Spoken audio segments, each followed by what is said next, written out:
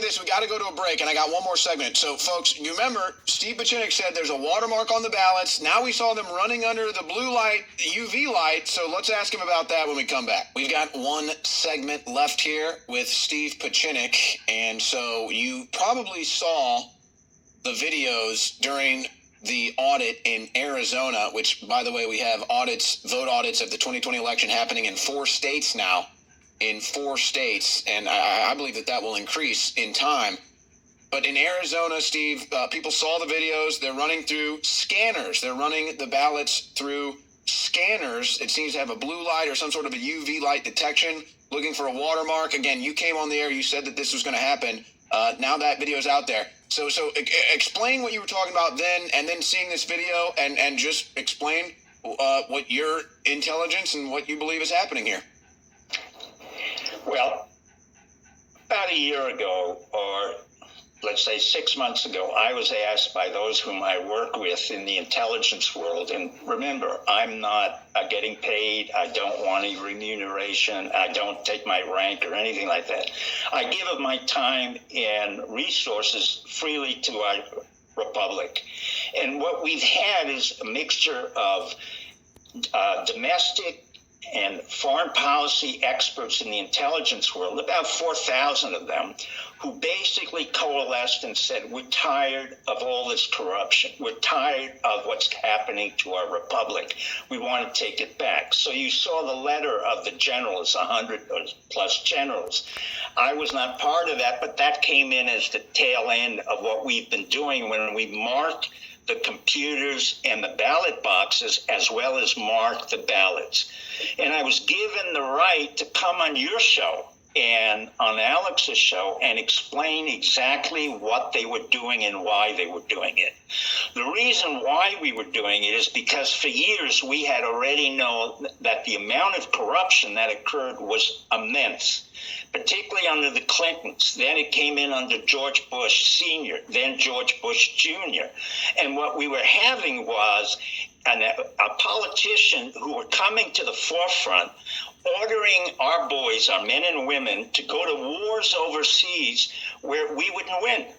And in turn, it was just an exercise in futility. And it was not an accident that it was really in Cyber Command, Cyber Control, and some of the senior officials who we've put in Amazon to run Amazon. Bezos was left out because we wanted to take the cloud server at Amazon. It's the biggest in the civilian world. And at the same time, we have a General Nakasone in the White House who controls that Cyber Command. And we've had now the marks everywhere that we needed, and people are being rounded up. I'm not going to address who is being rounded up, who's being arrested, but it is not an accident that over a year ago, we sent people down in Guantanamo Base to build a new Guantanamo base in the mountains of Cuba.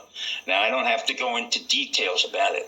Why was this done? This was done because the goodwill and the loyalty of our soldiers and civilians who cared about this country, it's immense. And somebody like me can just catalyze a certain amount, but I'm not the key force behind it. They are. It's an amazing element of the republic. And believe it or not, when I said to Alex, he was part of this force, as is you, because what did we do? We took a conspiracy-ridden interview, or whatever you want to call the show, the Alex Jones Show, and we made it to be exactly what would the predictive capability that neither the New York Times had, the Wall Street Journal, or any news show on TV had. So if you wanted to go to the Alex Jones Show or Owen Schroyer, you could have this, white-headed old man telling you, we're going to mark the ballots, we're going to mark the machines, but if you don't want to believe it, fine. But this old man doesn't make up that kind of fantasy. I only get paid for fantasies that I can write in a paperback book, not in what I say to you. So the reason you became important, Owen, and also Alex, and I know he doesn't want to accept that, you are the forefront of what we're now considering to be truth tellers. not conspiracy. The word conspiracy went from conspiracy to truth tellers. Well, then what happened to the New York Times and the news on CNN and ABC? Well, it turns out, as the public sees, they're manipulated.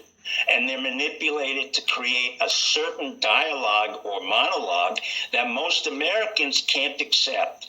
And the beauty of this country is that we are very loyal to the Republic. In many, many ways, this country is far stronger than any other country I've been in: France, Germany, Spain, even Israel.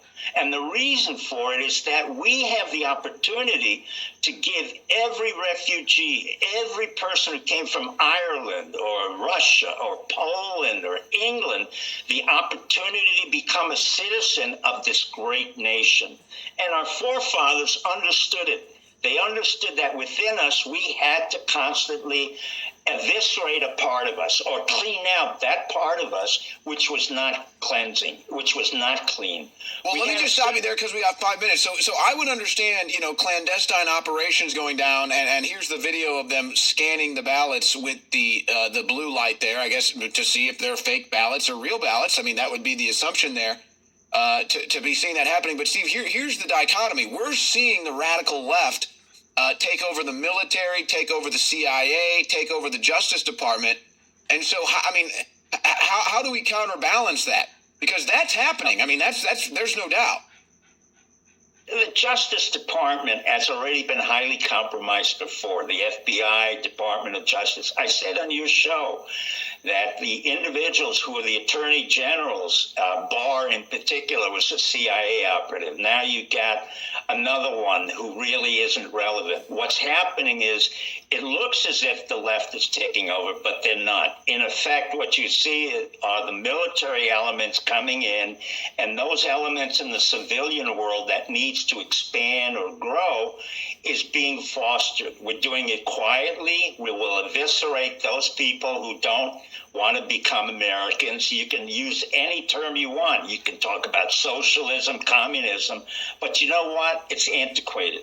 We're in a whole new world where it's quantum theory, where it's quantum exponential financing or ideas. So, yes, there are elements here of the left, there are elements of the center and the extreme right, but honestly, the Republic can handle that.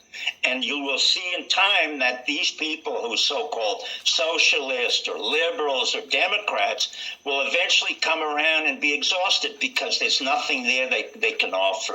What we're offering is saying, okay, we're going to clean out our republic and we're going to keep growing. And by growing, that means we're going to be full employment. We're going to start hiring people. We're going to start getting rid of this nonsense with the masks and this notion that we have coronavirus that will infect everybody, which was nonsense. And people like myself who were doctors who said, no, we're not taking the vaccine. It's absurd. And now you saw the good part of the news is that 50% of NIH would not take it, just like I. And I was an aberration. You're not an aberration. But the way they portray us is if we are singleton or aberrations.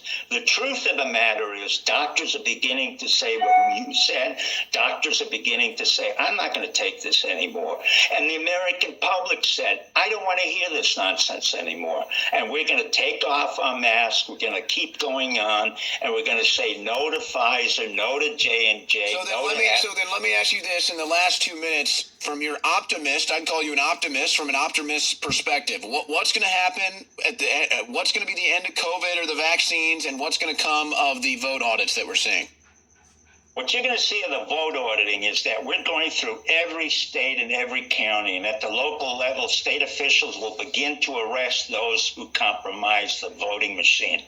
On the national level, what you're going to see is we're going to have a greater growth rate than anybody else. We're going to hold back the $4 trillion because we have to have a natural growth. I was going to say, let's hope so. I mean, I wasn't in favor of Trump increasing the debt, but I mean, it's like if you do more business and you're bringing in more money, if you have a bigger GDP, then you can increase your debt. But that's not the case now. No, and that's why we're holding off on the debt, and we're going to increase the GDP, and we need to get people back to work. So in order to get them back to work, I have to get rid of the masks and all this nonsense of being vaccinated, and that's what's happening. At the same time, we want to start arresting those in politicians like Alessandro, Nancy Pelosi. She knows she's been targeted, as well as Schiff, who's been in the business of pedophile. He was exposed, as well as Bill Gates, as well as many other people who I said were going. Liz Cheney, she's gone. So I'm very optimistic in terms of what we're about in this country. And the Nancy Pelosi's, they're born to be mafioso. Her father was a mafioso. Her brother was from Baltimore. And furthermore, she's not very bright. So what we have going for us are corrupt, ignorant people on the left. And that's the best combination I could ever want.